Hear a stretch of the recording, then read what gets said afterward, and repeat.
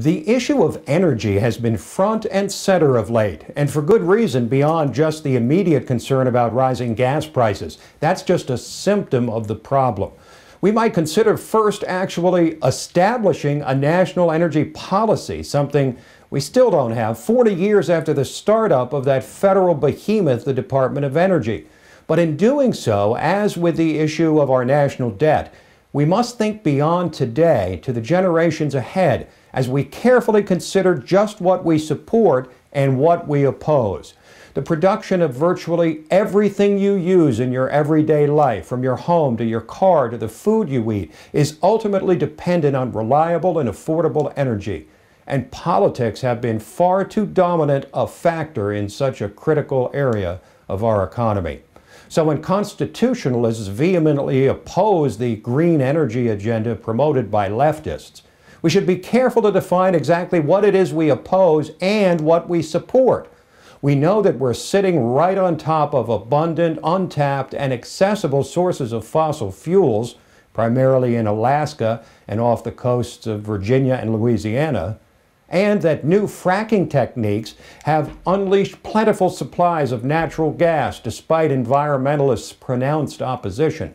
We also know that virtually all of us agree that we must become less dependent on foreign oil, which is a national security issue, plain and simple, as we're forced to kowtow to Hugo Chavez, Saudi princes, and other thoroughly undemocratic characters and nations. But there are only two ways to become less dependent. We either deliberately make gas more expensive to reduce our consumption, or we diversify our sources of energy, just as diversifying your financial portfolio is a wise investment strategy. So, much like the issue of healthcare, when opponents of the current energy policies work to change them, we must offer concrete alternatives beyond just more drilling. And we must separate the means from the end. We must oppose the current means of promoting green energy, the federal government hand-picking winners and losers and opening up the public trough to the winners, many of whom ultimately become losers. But we also must support the end, which is a more diverse energy base.